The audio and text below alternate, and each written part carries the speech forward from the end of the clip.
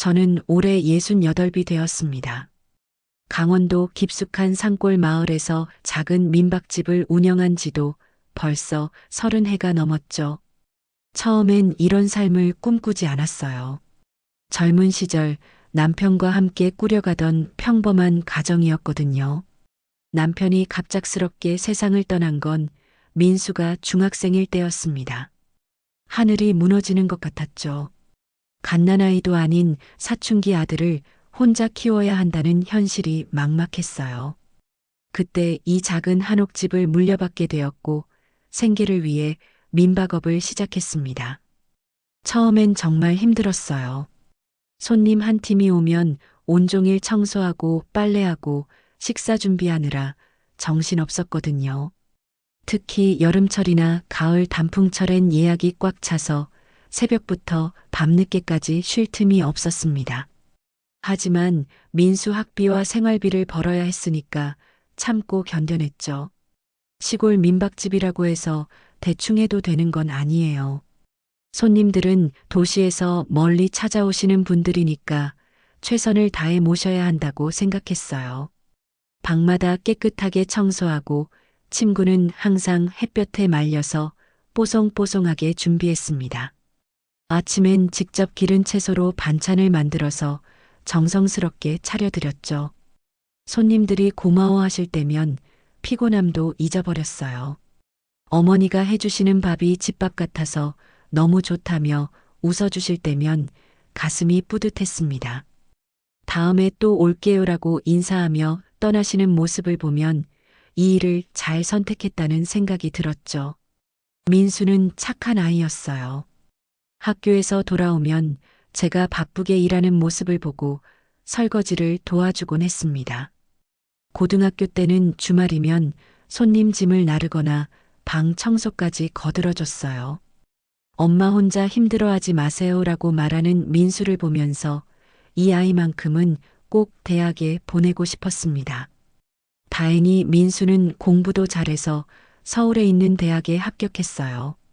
등록금은 걱정이었지만 민박 수입으로 어떻게든 해결했습니다. 민수가 대학생이 된 후로는 혼자 민박집을 꾸려나가야 했죠.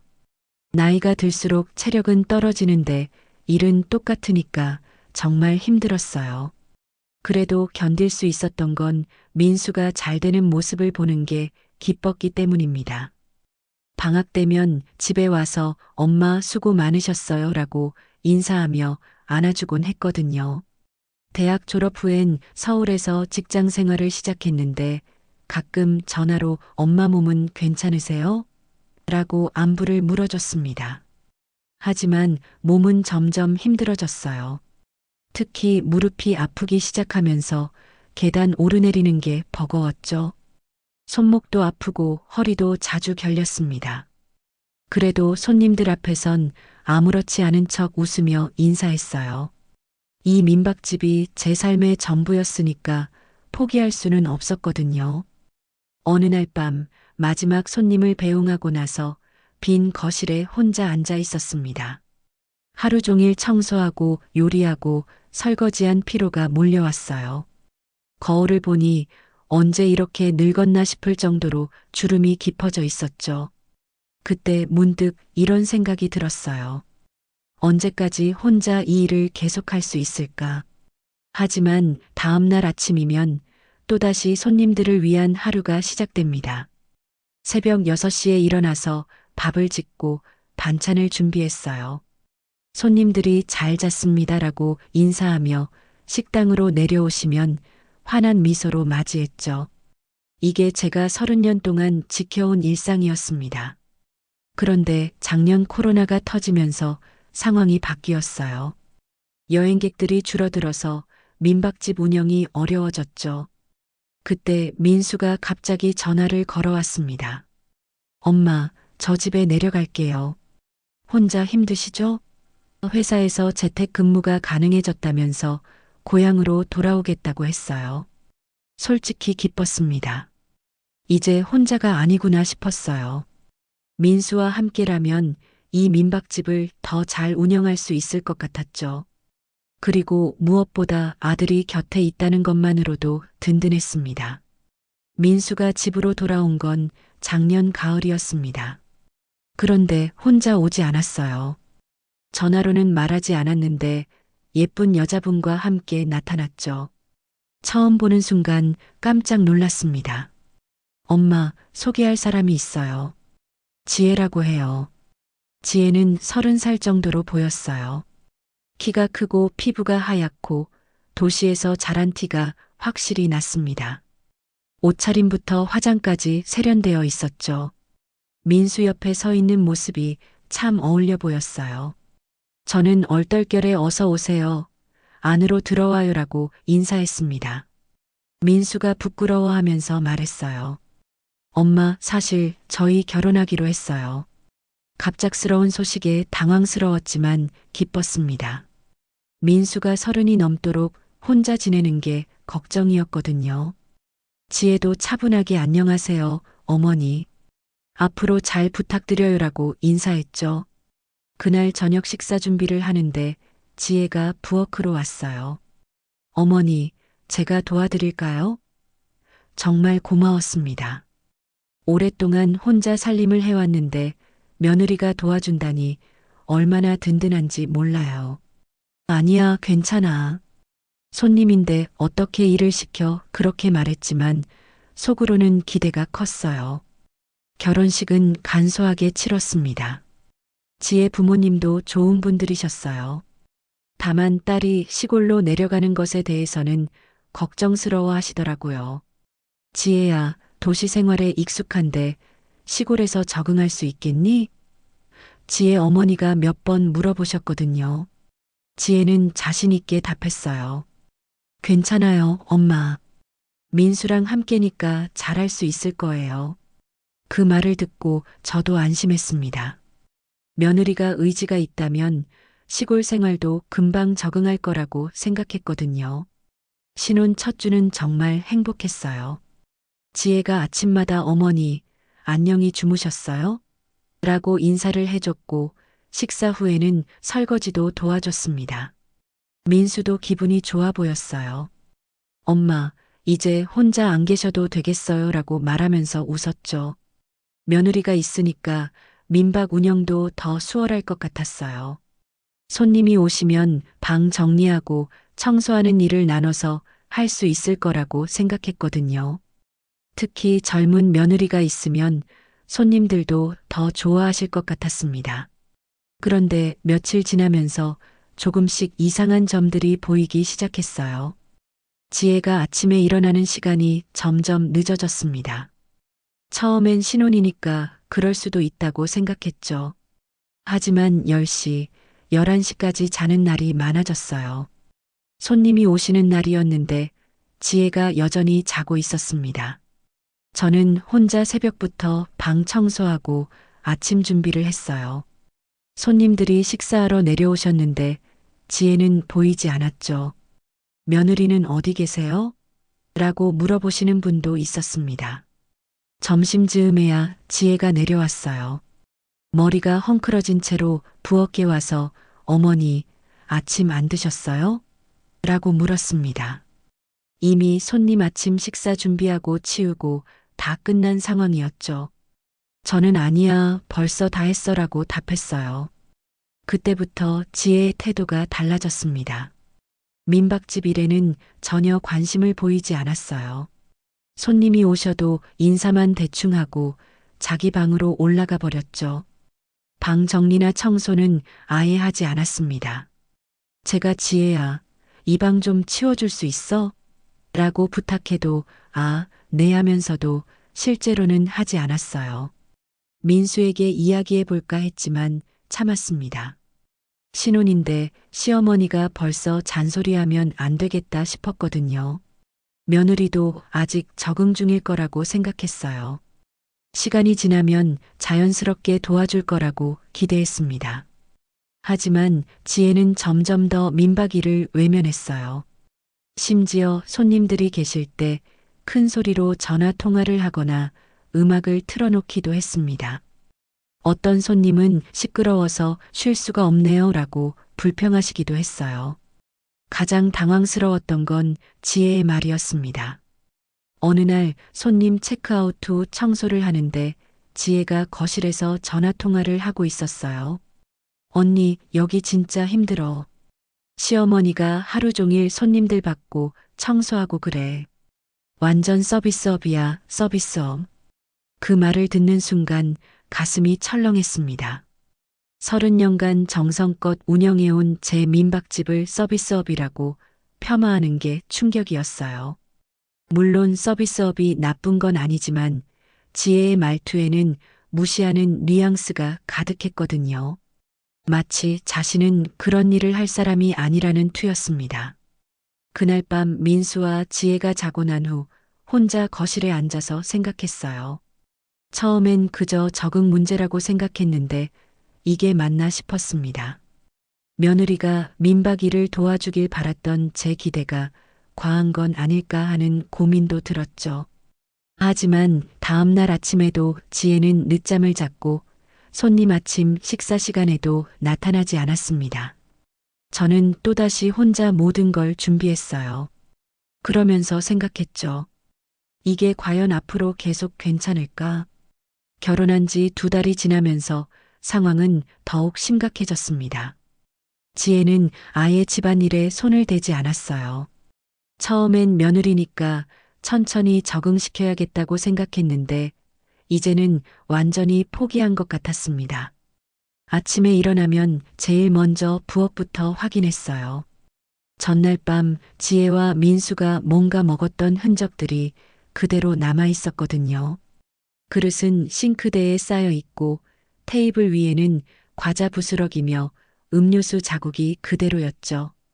이것들이 정말 속으로 혼잣말하면서도 묵묵히 치웠습니다. 빨래는 더 큰 문제였어요. 지혜가 입던 옷들이 화장실 바닥에 그냥 던져져 있었습니다. 민수 옷까지 함께 말이에요. 세탁기는 가득 차 있는데 돌리지도 않고 그대로 방치해뒀죠. 제가 지혜야, 빨래 좀 돌려놨으면 좋겠는데 라고 말해도 아, 네, 알겠어요. 하더니 며칠째 그대로였어요. 결국 제가 다 할 수밖에 없었습니다. 손님들 침구부터 시작해서 지혜와 민수 옷까지 모든 빨래를 혼자 감당했어요. 허리가 아픈데도 무거운 빨래를 들고 빨래터까지 가야 했죠.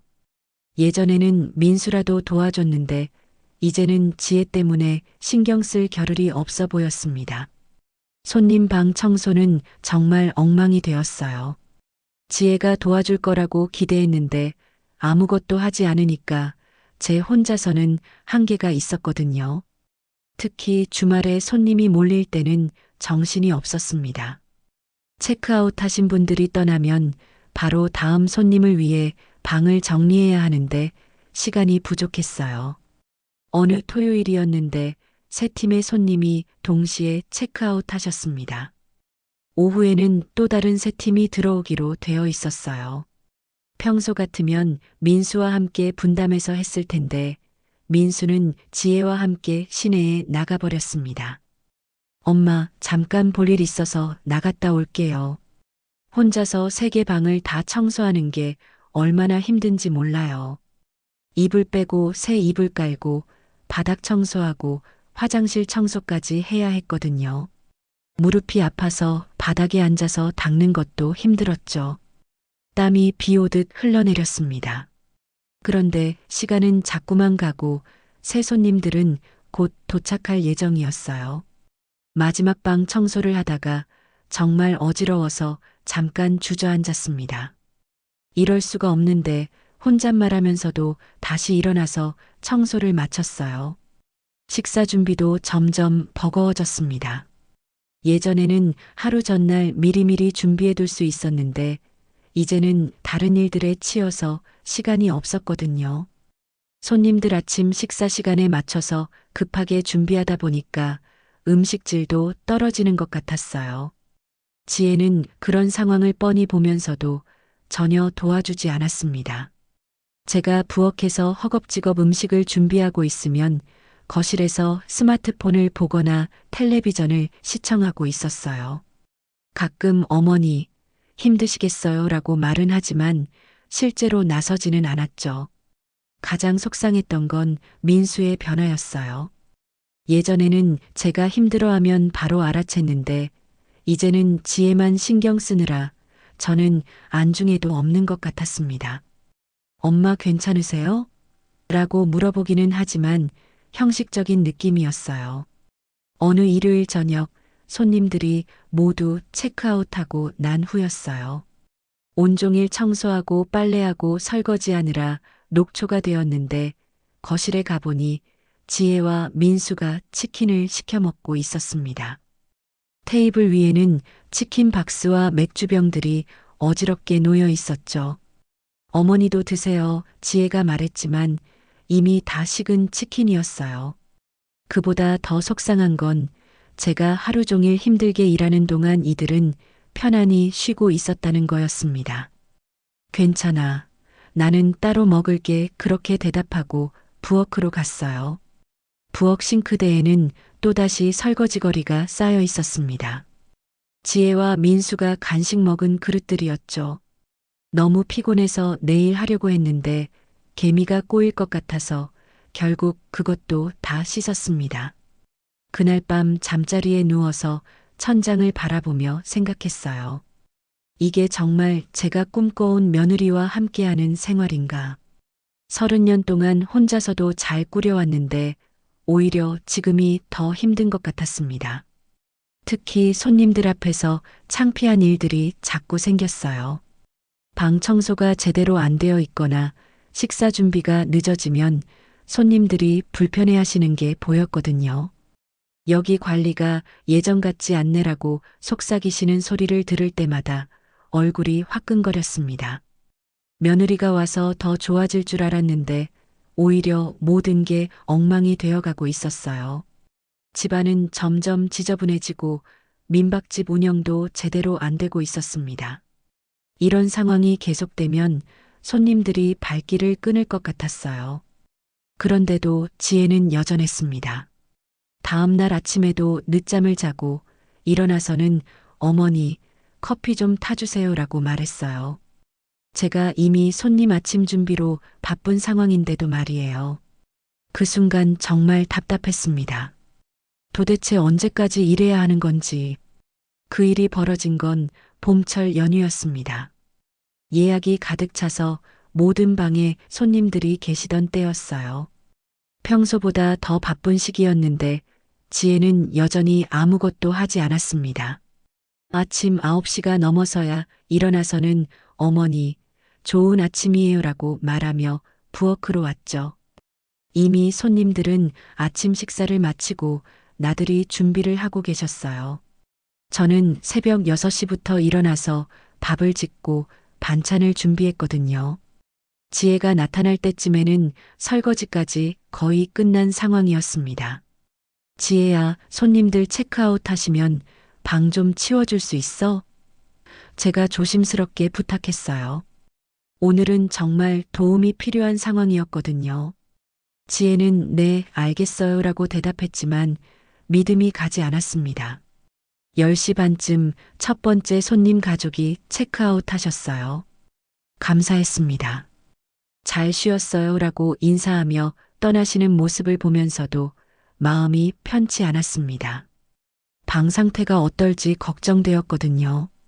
오후 2시에 새로운 손님이 도착할 예정이었는데 아직 방 정리를 시작하지도 못했어요.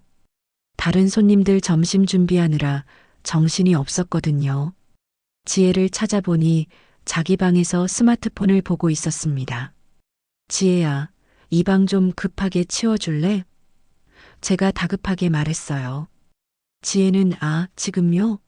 잠깐만요라고 하더니 또 스마트폰을 만지작거렸습니다. 시간은 자꾸 가고 있는데 답답했어요. 결국 제가 직접 나서야 했습니다. 무릎이 아픈데도 바닥에 앉아서 걸레질을 하고 있는데 새 손님들이 일찍 도착하셨어요. 안녕하세요. 예약했던 김 씨입니다. 현관에서 인사하는 소리가 들렸죠. 저는 당황스러웠어요.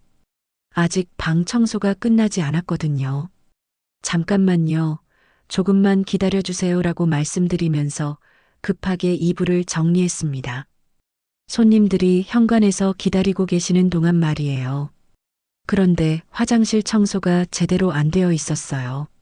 변기 주변이며 바닥에 머리카락들이 그대로 있었습니다. 세면대도 물때가 껴있고 거울도 지저분했죠. 이런 상태로 손님을 모실 수는 없었어요. 죄송합니다. 조금만 더 기다려주세요. 다시 한번 사과하고 화장실 청소를 시작했습니다. 손님들의 한숨소리가 들렸어요. 당연히 불쾌하셨을 거예요.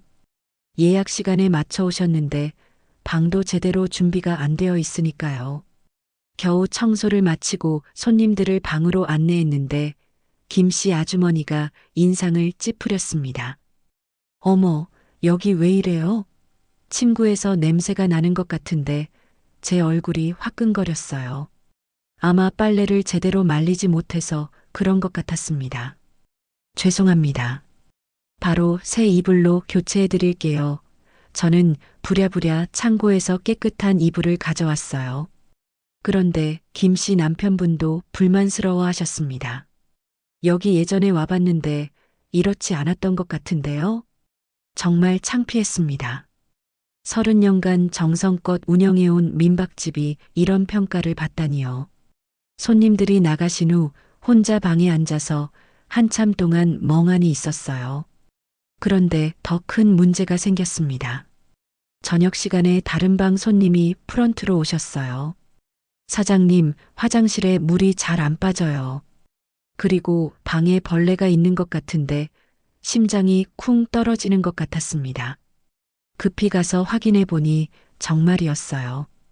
배수구가 막혀서 물이 고여 있었고 구석에는 작은 벌레들이 기어다니고 있었습니다. 평소에는 이런 일이 없었는데 청소를 제대로 못해서 생긴 문제였죠. 정말 죄송합니다. 바로 조치하겠습니다. 저는 고개를 숙이며 사과했어요. 그런데 그 손님은 더 불쾌한 표정이었습니다. 여기 위생이 왜 이러냐고요? 돈 받고 장사하는 거 맞아요? 그 말을 듣는 순간 눈물이 날 것 같았어요. 하지만 참았습니다. 손님 앞에서 울 수는 없었거든요. 죄송합니다. 다른 방으로 옮겨드릴게요. 그렇게 말하면서도 속으로는 정말 부끄러웠어요. 문제는 거기서 끝나지 않았습니다. 다음 날 아침 식사 시간에 김 씨 가족이 불평을 하기 시작했어요. 밤새 잠을 못 잤어요. 이불에서 계속 냄새가 나고 방음도 안 되고 다른 손님들도 그 이야기를 들으셨죠. 식당 분위기가 어색해졌습니다. 다들 불만스러운 표정으로 식사를 하셨어요. 평소에는 맛있어요. 집밥 같아요라고 말해주시던 분들이 조용히 드시고 계셨습니다. 가장 충격적이었던 건 체크아웃 할 때였어요. 한 손님이 조용히 제게 말씀하셨거든요. 사장님, 예전에 몇 번 와봤는데 많이 달라지셨네요. 관리가 잘 안 되는 것 같아요. 그 말을 듣고 나서 정말 어떻게 대답해야 할지 몰랐어요. 손님들이 모두 떠나고 난 후 거실에 혼자 앉아 있었습니다. 30년간 쌓아온 신뢰가 무너지는 것 같았어요. 이런 식으로 계속되면 단골 손님들이 더 이상 오지 않을 것 같았습니다. 그때 지혜가 내려왔어요. 어머니, 왜 그렇게 우울해 보여요? 저는 무슨 말을 해야 할지 몰랐습니다. 며느리 때문에 이렇게 됐다고 말할 수는 없었거든요. 아무것도 아니야 그렇게 대답했지만 마음은 정말 복잡했어요. 이 상황을 어떻게 해결해야 할지 막막했습니다. 손님들 앞에서 받은 모욕감은 쉽게 잊혀지지 않았어요. 그날 밤 잠자리에 들면서 생각했습니다. 이제 정말 며느리와 진지하게 이야기해야겠다고요.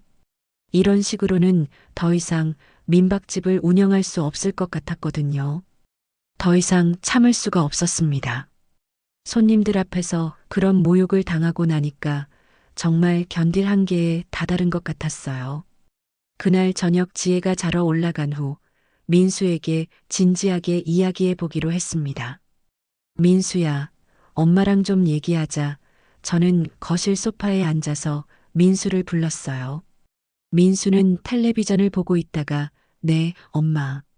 무슨 일이세요? 라고 물었습니다. 표정이 무덤덤해서 이미 예상하고 있는 것 같았어요.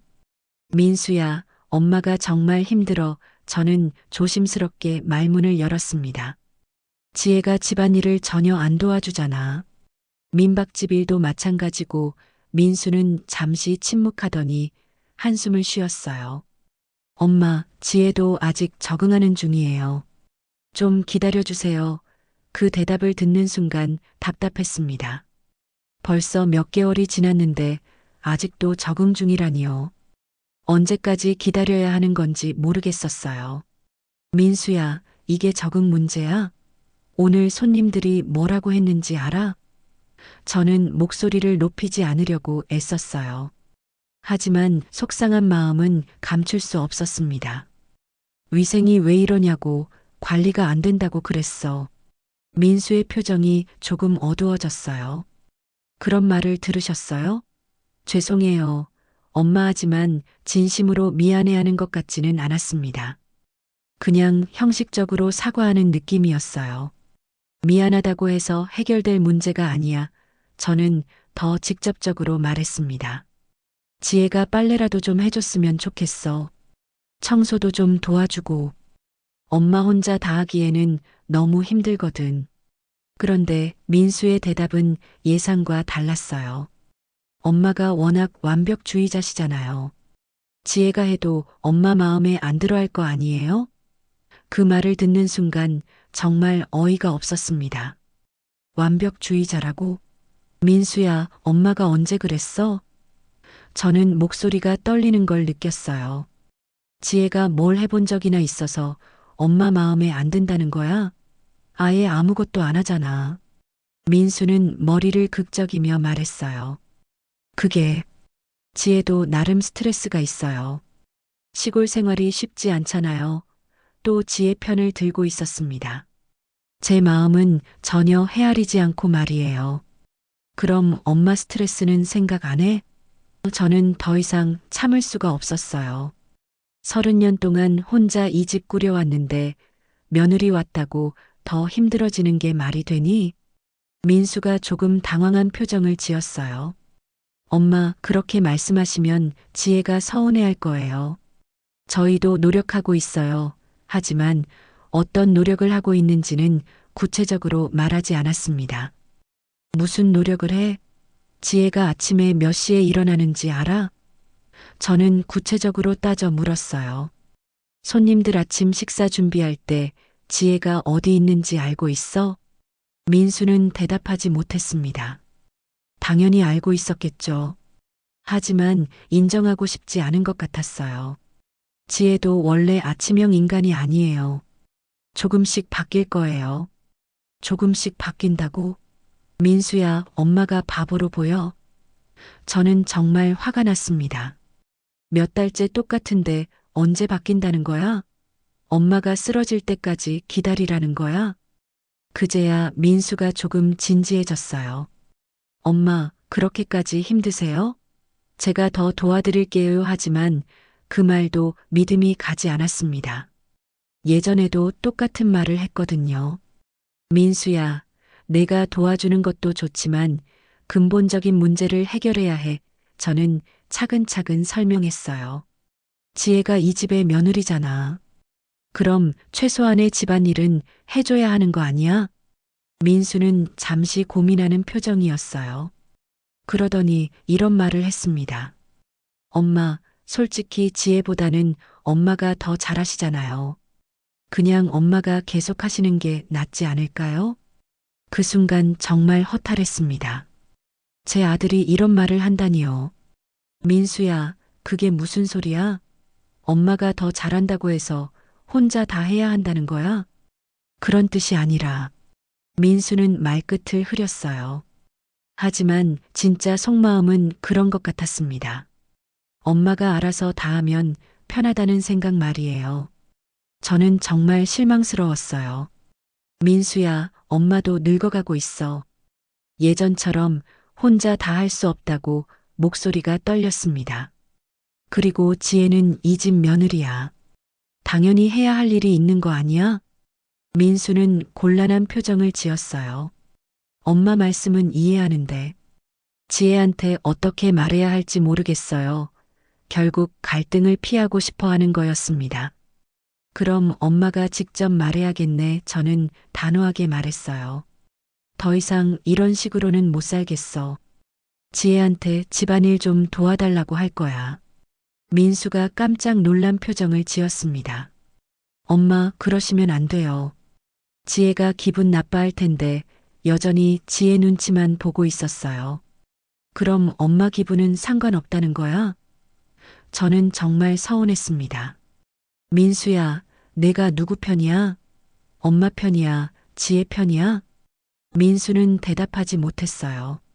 아마 지혜 편이겠죠. 결혼하면 아내가 우선이 되는 건 당연하다고 생각할지도 모르겠습니다. 하지만 그렇다고 해서 엄마를 이렇게 힘들게 해도 되는 건 아니잖아요. 민수야, 엄마가 마지막으로 부탁해. 저는 간절히 말했습니다. 지혜한테 집안일 좀 도와달라고 말해줘. 그것도 안 되면 엄마가 직접 이야기할 거야. 민수는 한참 동안 고민하더니 말했어요. 알겠어요, 엄마. 제가 지혜한테 조심스럽게 말해볼게요. 하지만 목소리에 확신은 없었습니다. 그 대화가 끝난 후에도 상황은 달라지지 않았어요. 며칠이 지나도 지혜의 행동은 그대로였습니다. 민수가 정말 이야기했는지도 의심스러웠어요. 결국 제가 직접 나서야겠다고 결심했습니다. 민수와 이야기한 지 일주일이 지났는데도 아무것도 달라지지 않았습니다. 지혜는 여전히 늦잠을 자고 집안일은 전혀 하지 않았어요. 오히려 더 심해진 것 같았습니다. 세탁기에 빨래를 넣어놓고 며칠째 그대로 두어서 냄새가 날 지경이었죠. 그날은 주말이어서 손님들이 많이 계셨어요. 오전에 체크아웃 하신 분들 방을 정리하고 오후에 들어오실 분들을 준비해야 했습니다. 저는 새벽부터 부엌에서 아침 준비를 하고 있었는데 지혜는 11시가 다 되어서야 내려왔어요. 어머니, 안녕하세요. 지혜가 하품을 하며 인사했습니다. 손님들은 이미 아침을 드시고 나들이를 떠나신 후였어요. 설거지까지 다 끝난 상황이었죠. 저는 더 이상 참을 수 없었습니다. 지혜야, 우리 좀 이야기하자. 제가 진지한 목소리로 말하자 지혜의 표정이 조금 굳어졌어요. 아마 눈치채고 있었을 거예요. 네, 어머니. 무슨 이야기요? 지혜는 대수롭지 않다는 듯이 물었습니다. 냉장고를 열어서 우유를 꺼내며 말이에요. 지혜야, 집안일 좀 도와줄 수 있어? 저는 최대한 부드럽게 말하려고 했어요. 엄마 혼자 하기에는 너무 힘들어. 특히 손님 많을 때는 정말 바빠. 지혜가 우유를 마시다가 잠깐 멈춤했어요. 그러더니 어떤 일을 도와드리라는 건가요? 라고 물었습니다. 목소리가 약간 차가워진 것 같았어요. 별거 아냐. 빨래 좀 돌리고 방 청소 좀 도와주고 그런 일들 저는 구체적으로 설명했습니다. 특히 손님 방 정리는 혼자 하기 힘드니까 같이 해줬으면 좋겠어. 지혜의 표정이 확실히 불쾌해졌어요. 어머니, 저는 집안일 하려고 시집 온 게 아니에요. 그 말을 듣는 순간 저도 모르게 움찔했습니다. 예상은 했지만 직접 들으니까 충격이었어요. 지혜야, 그게 무슨 말이야? 저는 당황해서 물었어요. 집안일을 하려고 시집 온 게 아니라니. 그럼 뭐 하러 왔어? 지혜가 우유컵을 탁 놓으며 말했습니다. 저는 민수 씨랑 사랑해서 결혼했어요. 시어머니 식모가 되려고 온 게 아니라고요. 식모라는 표현을 듣고 정말 기가 막혔습니다. 식모라고? 지혜야, 지금 뭐라고 한 거야? 저는 목소리가 떨렸어요. 엄마가 언제 널 식모 취급했어? 그냥 집안일 좀 도와달라고 한 게 식모 취급이야?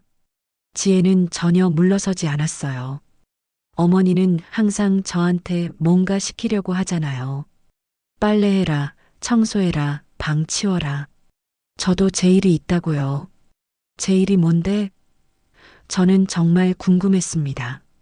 하루 종일 방에서 스마트폰 보는 게 일이야? 아니면 텔레비전 보는 게 일이고? 지혜의 얼굴이 빨갛게 달아올랐어요. 어머니, 그렇게 말씀하시면 너무하는 거 아니에요? 저도 나름 바쁘다고요. 뭐가 바빠? 저도 화가 났습니다. 매일 11시에 일어나서 뭐가 그렇게 바빠? 엄마는 새벽 6시부터 일하는데. 지혜가 소리를 높였어요. 그건 어머니가 선택하신 거잖아요. 저보고 똑같이 하라는 건 강요예요. 손님들이 들을까봐 걱정될 정도였습니다. 선택이라고?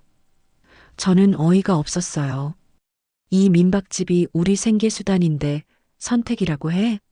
그럼 지혜는 여기서 공짜로 먹고 자면서 아무것도 안 할 거야? 지혜가 팔짱을 끼며 대답했습니다. 저는 민수 씨 부인이에요. 시어머니 일손이 아니라고요.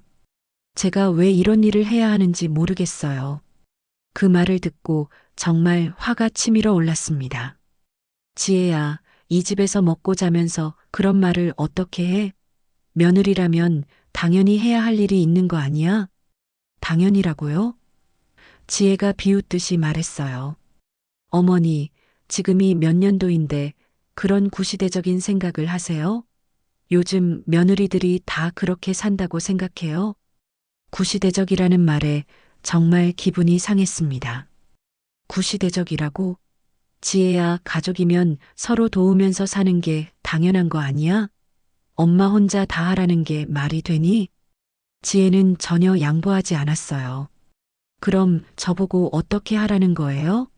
하루 종일 청소하고 빨래하고 설거지하고 그렇게 살라는 거예요? 하루 종일 하라는 게 아니야. 저는 억울했습니다. 조금이라도 도와달라는 거지. 특히 손님 많을 때는 정말 바쁘거든. 지혜가 냉소적으로 웃었어요. 어머니, 솔직히 말씀드릴게요. 저는 이런 일에 전혀 흥미가 없어요. 다른 사람 치워주고 빨래해주고 그런 일은 제 적성에 안 맞아요. 적성에 안 맞다고? 저는 정말 어이가 없었어요. 지혜야, 이게 적성 문제야? 이 집에 살면서 해야 할 기본적인 일이잖아. 그때 지혜가 결정적인 말을 했습니다. 어머니, 제가 집안일 하려고 시집 온 줄 아세요? 그 말을 반복하면서 더 강하게 말했어요. 저는 사랑해서 결혼한 거예요. 가정부가 되려고 온 게 아니라고요. 저는 정말 할 말이 없었습니다. 며느리가 이런 식으로 나올 줄은 꿈에도 몰랐어요. 지혜야, 그럼 이 집에서 아무것도 안 하고 그냥 놀기만 할 거야? 놀기만 한다고요? 지혜가 반박했어요. 저도 제 할 일이 있어요. 그리고 민수 씨가 뭐라고 하지도 않는데 왜 어머니가 그렇게 간섭하세요? 민수 이야기가 나오니까 더 화가 났습니다. 민수는 엄마가 힘들어도 모르는 척하고 있어.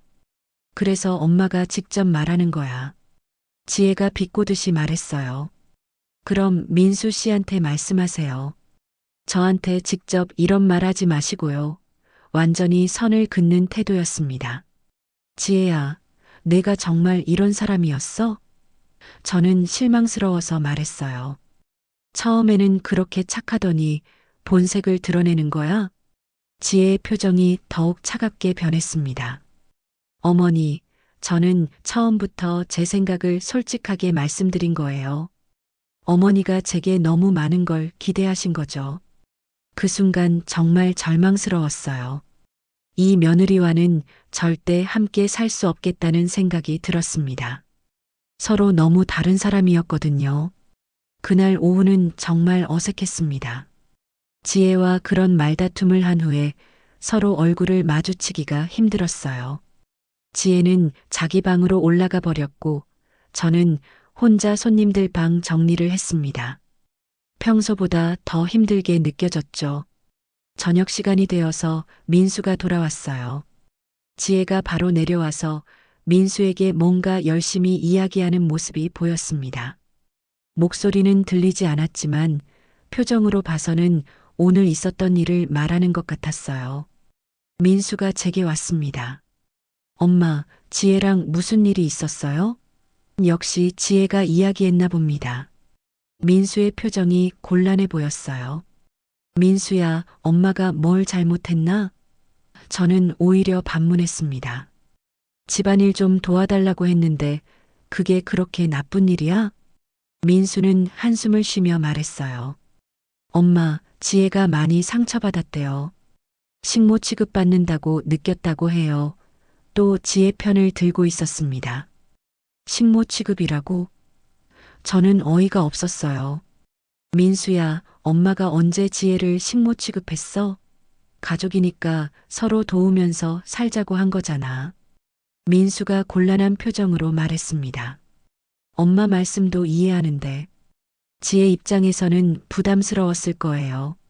갑자기 많은 걸 요구받는다고 느꼈을 수도 있고, 갑자기라고? 저는 답답했어요. 몇 달째 참고 있다가 조심스럽게 말한 거야. 그것도 갑자기라고 하니? 그때 지혜가 계단을 내려왔습니다. 큰 가방을 들고 있었어요. 순간 불길한 예감이 들었습니다. 지혜야, 어디 가는 거야? 지혜는 저를 똑바로 보지도 않고 민수에게만 말했어요. 민수 씨, 저 친정에 좀 다녀올게요. 며칠 있다가 올게요. 목소리가 차갑고 단호했습니다. 민수가 당황해서 말했어요. 지혜야, 갑자기 왜? 얘기를 더 해보자 하지만 지혜는 이미 마음을 정한 것 같았어요. 민수 씨, 저는 여기서 더 이상 못 살겠어요. 지혜가 또렷하게 말했습니다. 시어머니가 저를 가정부로 생각하시는 것 같아요. 이런 식으로는 안 되겠어요. 저는 정말 억울했습니다. 지혜야, 엄마가 언제 널 가정부로 생각했어? 그냥 가족이니까 함께 일하자고 한 거잖아. 지혜가 처음으로 저를 똑바로 봤어요. 어머니, 저는 어머니가 생각하시는 그런 며느리가 아니에요. 집안이라고 시어머니 시중 들면서 사는 게 제 인생이 아니라고요. 시중이라고? 저는 정말 기가 막혔어요. 지혜야, 이 집에서 먹고 자면서 아무것도 안 하는 게 당연하다고 생각해? 지혜는 더 이상 대답하지 않았어요. 민수에게만 말했습니다. 민수 씨, 저 정말 갈게요. 며칠 있다가 연락할게요. 그리고는 현관으로 향했어요. 민수가 황급히 따라가면서 말했어요. 지혜야, 이렇게 가면 안 되지. 우리 다시 얘기해보자 하지만 지혜는 이미 신발을 신고 있었습니다. 민수 씨도 좀 생각해보세요. 지혜가 마지막으로 말했어요. 저희가 정말 이런 식으로 살아야 하는지요. 그리고는 문을 열고 나가버렸습니다. 민수가 뒤쫓아 나갔지만 지혜는 이미 택시를 타고 떠났어요. 민수가 허탈한 표정으로 돌아왔습니다. 엄마, 어떻게 하죠? 저도 당황스러웠어요. 설마 이렇게까지 할 줄은 몰랐거든요. 민수야, 엄마가 뭘 잘못했다고 지혜가 저래? 민수는 소파에 털썩 앉으며 말했어요. 엄마, 지혜가 원래 독립적인 성격이에요. 누군가에게 뭔가를 강요받는 걸 정말 싫어해요. 강요라고? 저는 어이가 없었습니다. 민수야, 가족끼리 서로 돕는 게 강요야? 그럼 엄마 혼자 다 하라는 거야? 민수는 대답하지 못했어요. 아마 지혜 편에서 생각하고 있는 것 같았습니다. 그 모습을 보니까 더 서운했어요. 그날 저녁은 정말 어색했습니다. 민수와 둘이서 조용히 밥을 먹었는데 대화가 거의 없었어요. 민수는 계속 스마트폰을 보면서 지혜에게 연락하려고 하는 것 같았습니다. 지혜 연락 안 돼? 제가 물어보자 민수가 고개를 저었어요. 전화도 안 받고 메시지도 익십이에요. 걱정스러운 표정이었습니다. 며칠이 지났는데도 지혜는 연락이 없었어요. 민수는 점점 초조해했습니다. 엄마, 제가 지혜 친정에 전화해봐도 될까요? 그래, 해봐. 저는 민수가 걱정스러워하는 모습이 안쓰러웠어요. 비록 지혜와 갈등이 있었지만 민수가 힘들어하는 건 보고 싶지 않았거든요. 민수가 지혜 어머니에게 전화했어요. 어머니, 안녕하세요. 지혜가 집에 왔나요? 잠시 후 민수의 표정이 어두워졌습니다. 전화를 끊고 난 후 민수가 말했어요. 지혜 어머니가 그러시는데 지혜가 많이 힘들어한다고 해요. 당분간 친정에 있을 거라고. 저는 복잡한 심정이었습니다. 한편으로는 지혜가 없으니까 편한 면도 있었어요. 집안일을 도와주지도 않으면서 눈치만 보게 했거든요. 하지만 민수가 힘들어하는 모습을 보니까 마음이 안 좋았습니다. 민수야, 엄마가 미안해. 저는 민수에게 사과했어요. 엄마가 지혜한테 너무 심하게 말했나? 민수가 고개를 저었습니다. 아니에요, 엄마. 엄마 잘못이 아니에요. 지혜도 좀 이해해주면 좋을 텐데 하지만 목소리에는 원망이 섞여 있는 것 같았어요. 일주일이 지나고 2주일이 지나도 지혜는 돌아오지 않았습니다. 민수는 점점 우울해졌어요. 일도 제대로 못하고 하루 종일 멍하니 있었습니다. 그런 민수를 보니까 제 마음도 편하지 않았어요. 며느리와 갈등 때문에 아들이 이렇게 힘들어하다니요. 혹시 제가 너무 성급했나 하는 생각도 들었습니다. 하지만 동시에 지혜에 대한 실망감도 컸어요. 결혼해서 함께 살면 서로 맞춰가는 게 당연한 건데 조금만 불편해도 도망가 버리다니요. 과연 이런 사람과 민수가 행복할 수 있을까 싶었습니다. 지혜가 떠난 지 한 달이 지났습니다. 민수는 점점 더 무기력해졌어요. 아침에 일어나는 것도 힘들어하고 민박집 일에는 아예 관심을 보이지 않았습니다. 하루 종일 방에 틀어박혀서 지혜에게 연락하려고 하거나 멍하니 있었죠. 처음에는 이해하려고 했어요. 아내가 집을 나간 상황이니까 힘들 수밖에 없다고 생각했습니다. 하지만 시간이 지날수록 상황은 더 심각해졌어요. 민수가 아무 도움이 안 되니까 제가 모든 일을 혼자 감당해야 했거든요. 그런데 예전보다 훨씬 힘들었습니다. 지혜가 있을 때도 도움은 안 됐지만 적어도 민수는 그나마 신경 써줬거든요. 이제는 민수마저 완전히 포기한 상태였어요. 어느 토요일이었는데 5팀의 손님이 예약되어 있었습니다.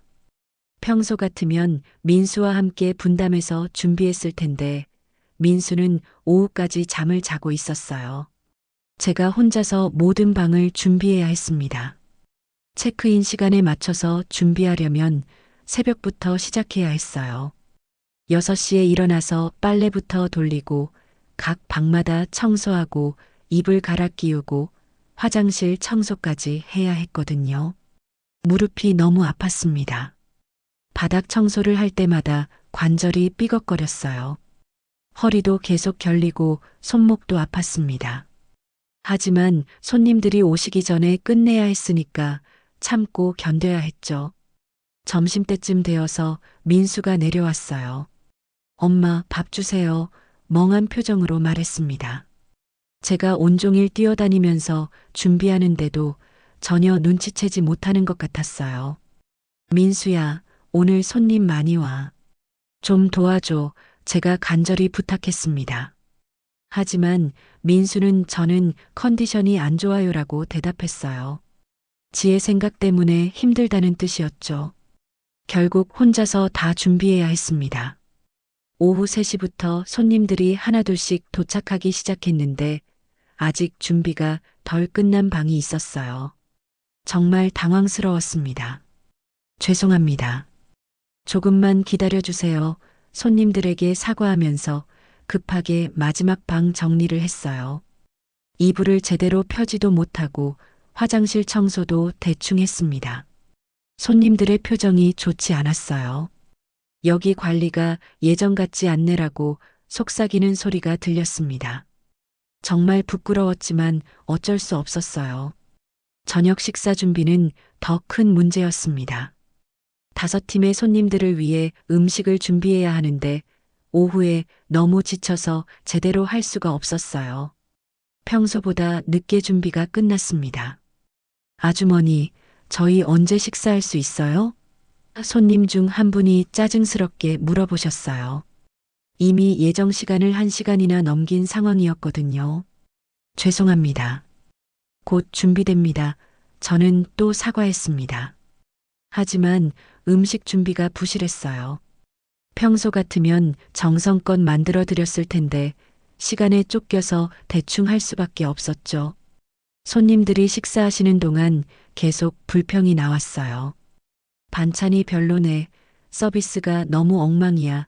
그런 말들을 들으면서도 어떻게 할 도리가 없었습니다. 가장 충격적인 건 다음날 아침이었어요.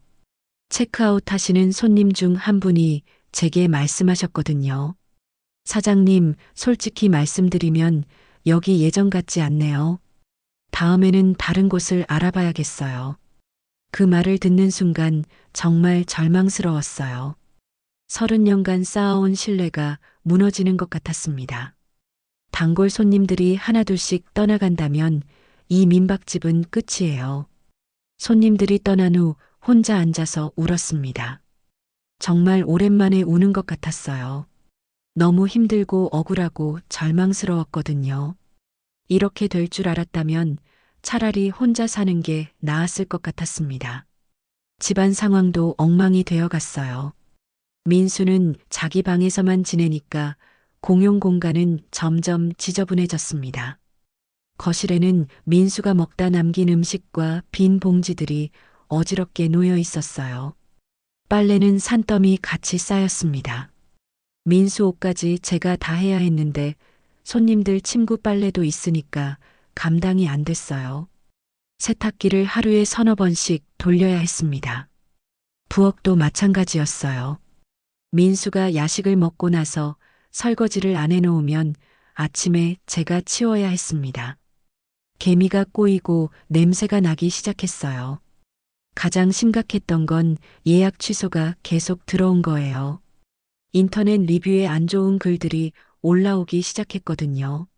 서비스 엉망, 청소 상태 불량, 음식 맛없음 그런 내용들이었죠. 그 리뷰들을 보면서 정말 마음이 아팠어요. 예전에는 집 같아서 좋다, 사장님이 친절하다, 음식이 맛있다는 좋은 리뷰들만 있었거든요. 예약도 점점 줄어들었습니다. 주말에도 빈 방이 생기기 시작했어요. 이런 식으로 계속되면 민박집 운영을 포기해야 할 것 같았습니다. 민수에게 이야기해봤지만 소용없었어요. 엄마, 지혜가 돌아오면 다시 괜찮아질 거예요 라고 말할 뿐이었습니다. 하지만 지혜가 돌아온다고 해서 해결될 문제가 아니었어요.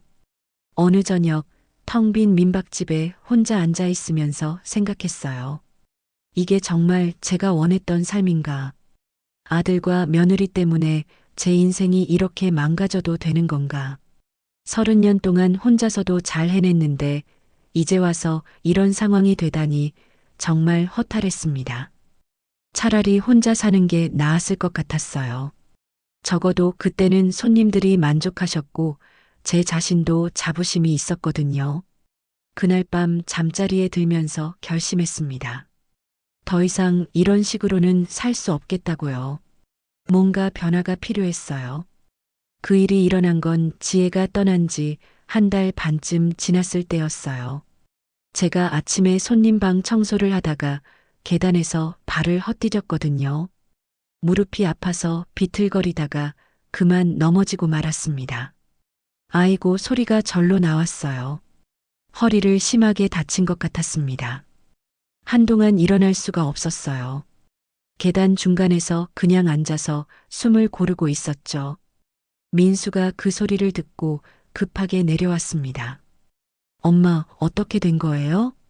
당황한 표정으로 저를 부축해줬어요. 오랜만에 민수가 저를 걱정하는 모습을 본 것 같았습니다. 괜찮아, 괜찮아, 저는 애써 웃으며 말했어요. 하지만 허리가 너무 아팠습니다. 일어서기도 힘들었어요. 민수가 저를 부축해서 소파까지 데려다 줬습니다. 엄마, 병원 가셔야겠어요. 민수가 걱정스럽게 말했습니다. 하지만 저는 고개를 저었어요. 오늘 손님들 체크아웃 하시고 새로 들어오시는 분들 있어. 병원은 나중에 가면 돼. 민수의 표정이 어두워졌어요. 엄마 몸이 아픈데 손님 걱정을 하시면 어떻게 해요? 그제야 민수가 심각성을 깨닫는 것 같았습니다. 민수야, 그럼 내가 도와줘야지. 저는 간절히 말했어요. 엄마 혼자서는 정말 한계야. 오늘만이라도 좀 도와줘. 민수가 머뭇거리더니 말했습니다. 알겠어요, 엄마. 제가 할게요. 오랜만에 듣는 말이었어요.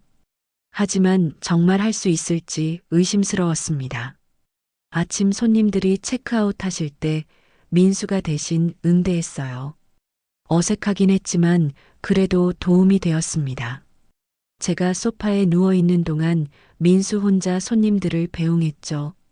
그런데 방 청소를 시작하니까 문제가 생겼어요. 민수가 청소하는 걸 본 적이 거의 없었거든요. 어떻게 해야 하는지 잘 모르는 것 같았습니다. 엄마, 이 방 어떻게 치워요? 민수가 계속 물어봤어요.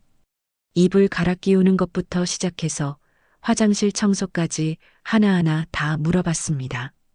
제가 누워 있으면서 일일이 설명해줘야 했어요. 한 방 치우는데 평소 2배 시간이 걸렸습니다. 민수가 서툴러서 그런 건 이해할 수 있었어요. 하지만 새 손님 체크인 시간은 다가오고 있었습니다. 민수야, 좀 더 빨리 해야 해. 저는 조바심이 났어요. 하지만 민수도 최선을 다하고 있는 것 같았습니다. 오랜만에 진지하게 일하는 모습이었어요. 오후에 새 손님들이 도착했는데 아직 준비가 끝나지 않은 방이 있었어요. 민수가 당황해서 저에게 도움을 요청했습니다. 엄마, 어떻게 하죠? 저는 아픈 허리를 이끌고 일어났어요. 괜찮아. 엄마가 할게. 결국 제가 마저 정리해야 했습니다.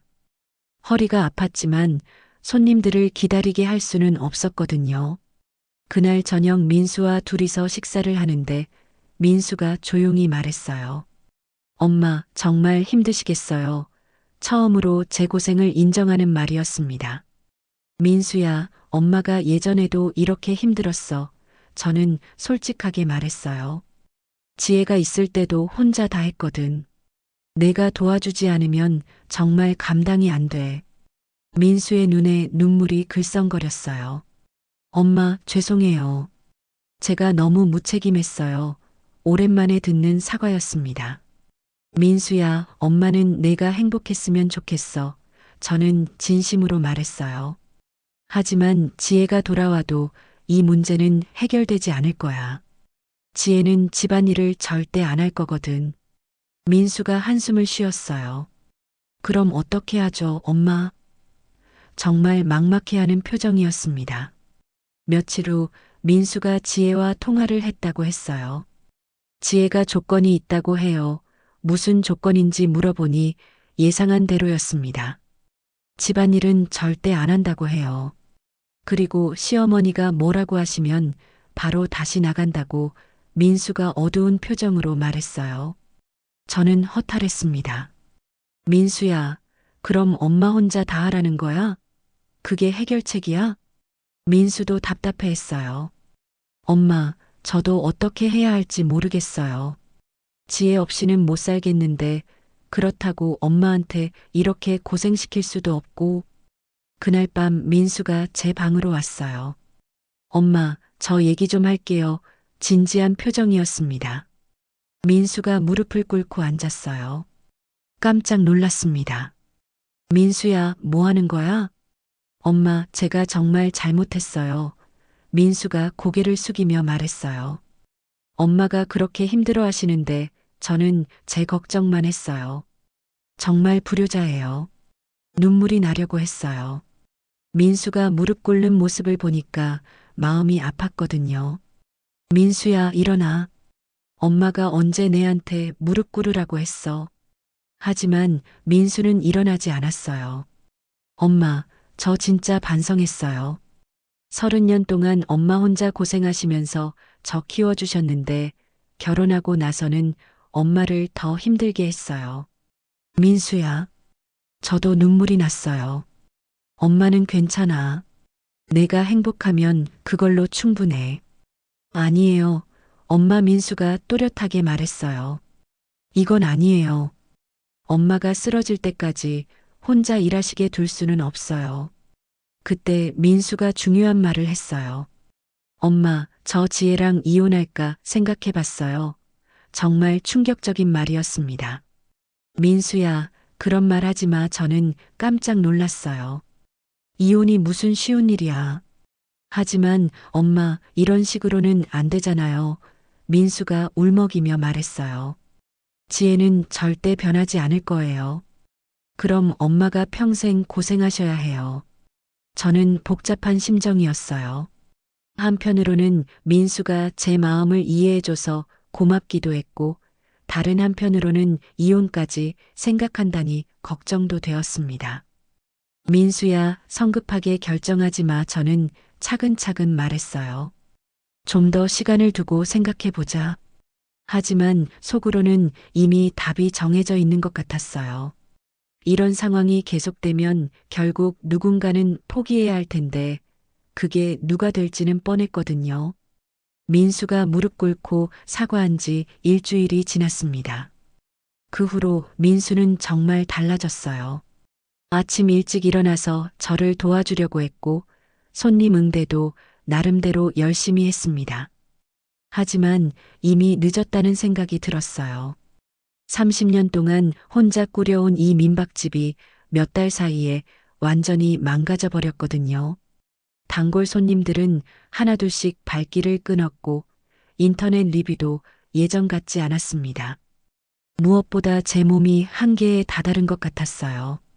그날 아침도 평소처럼 일어나려고 했는데 허리가 너무 아팠습니다. 며칠 전 계단에서 넘어진 후로 계속 아팠거든요. 침대에서 일어나는 것조차 힘들었어요. 엄마, 괜찮으세요? 민수가 걱정스럽게 물어봤습니다. 제 얼굴이 많이 안 좋아 보였나 봐요. 괜찮아, 괜찮아. 저는 애써 웃으며 대답했어요. 하지만 사실 괜찮지 않았습니다. 몸도 마음도 지쳐 있었거든요. 그날은 손님이 없는 날이었어요. 예약 취소가 계속 들어와서 주중에는 빈 방이 많아졌거든요. 한편으로는 쉴 수 있어서 다행이었지만 다른 한편으로는 걱정이었습니다. 민수와 둘이서 조용히 점심을 먹는데 민수가 말을 꺼냈어요. 엄마, 지혜가 내일 돌아온대요. 드디어 온다는 거였습니다. 그래. 저는 담담하게 대답했어요. 예전 같으면 기뻤을 텐데 이제는 별다른 감정이 들지 않았습니다. 엄마, 지혜한테 다시 한번 기회를 주시면 안 될까요? 민수가 조심스럽게 말했어요. 제가 지혜한테 잘 얘기해 볼게요. 저는 고개를 저었습니다.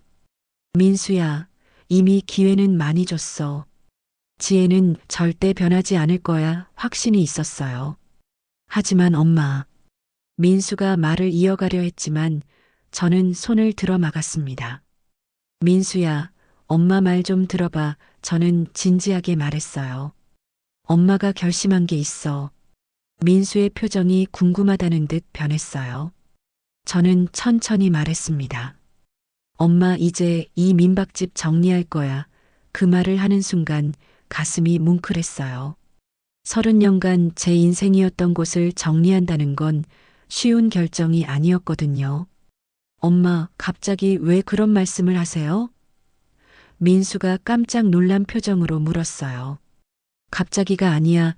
저는 차분하게 설명했어요. 한참 생각해 본 결과야. 이제 더 이상 이런 식으로는 못 살겠어. 민수가 당황해서 말했어요. 엄마, 그럼 저희는 어떻게 하라는 거예요? 여기가 저희 집인데. 민수야, 너희는 너희 인생을 살아. 저는 단호하게 말했습니다. 엄마는 엄마 인생을 살 거고. 민수의 눈에 눈물이 글썽거렸어요. 엄마, 저 때문에 이렇게 되신 거죠? 정말 죄송해요. 민수야, 내 잘못이 아니야. 저는 민수의 손을 잡았어요. 이건 엄마 선택이야. 이제 엄마도 엄마 인생을 살고 싶어. 그날 밤 지혜가 돌아왔습니다. 큰 가방을 들고 조심스럽게 들어오더라고요. 어머니, 안녕하세요. 예전과 달리 조금은 미안해하는 표정이었어요. 어서 와. 저는 담담하게 인사했습니다. 화가 나지도 않았고 반갑지도 않았어요. 그냥 무덤덤했습니다. 지혜가 민수와 함께 자기 방으로 올라간 후 저는 혼자 거실에 앉아 있었어요. 이상하게 마음이 평온했습니다. 결정을 내린 후로는 오히려 속이 시원했거든요. 다음 날 아침 지혜가 내려와서 말했어요. 어머니, 민수한테 들었는데 민박집을 정리하신다고요? 응, 저는 간단히 대답했어요. 그럼 저희는 어떻게 하라는 거예요? 지혜가 불안해하며 물었습니다. 지혜야, 너희는 너희가 원하는 대로 살면 돼. 저는 차분하게 말했어요. 서울로 다시 올라가든지 아니면 다른 곳에 집을 구하든지. 지혜가 민수를 보더니 말했어요. 어머니, 저희가 잘못했으니까 다시 기회를 주세요.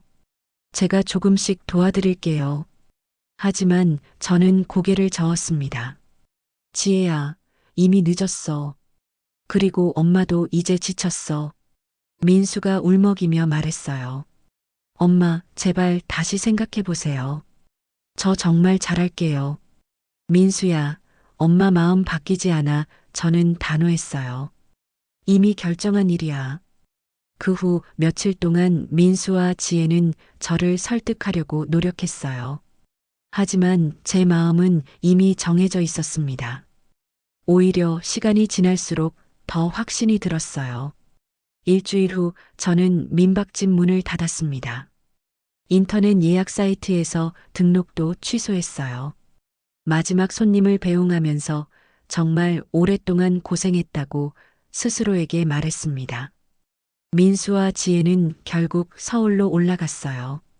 민수가 다시 직장을 구해서 말이죠. 떠나는 날 민수가 울면서 말했어요. 엄마, 정말 죄송해요.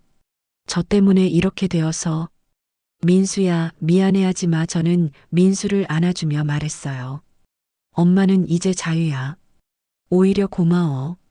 민수와 지혜가 떠난 후 저는 혼자 남았습니다. 하지만 외롭지 않았어요. 오히려 홀가분했습니다. 30년 만에 처음으로 제 시간을 갖게 된 거였거든요. 이제 아침에 일어나도 손님 걱정을 하지 않아도 됩니다. 하고 싶은 것을 하고 가고 싶은 곳에 갈 수 있어요. 늦잠을 자고 싶으면 자고 텔레비전을 보고 싶으면 마음껏 볼 수 있습니다. 마을 사람들은 혼자 사시면서 외롭지 않으시냐고 물어봐요. 하지만 전혀 외롭지 않습니다. 이렇게 평온한 게 오랜만이거든요. 가끔 민수가 전화해서 안부를 묻습니다. 엄마, 괜찮으세요? 후회 안 하세요? 그럴 때마다 저는 대답해요. 엄마 정말 좋아. 걱정하지 마. 지금 생각해보면 정말 잘한 선택인 것 같아요. 68배 새로운 인생을 시작한 거죠.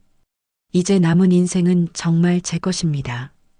혹시 저와 비슷한 상황에 있는 분들이 계신다면 말씀드리고 싶어요. 늦은 나이라고 포기하지 마세요. 아직 우리에게도 우리만의 인생이 있어요. 용기를 내어 자신만의 선택을 해보세요. 분명 후회하지 않을 거예요. 이제 저는 진짜 자유입니다. 그리고 이 자유가 정말 소중해요.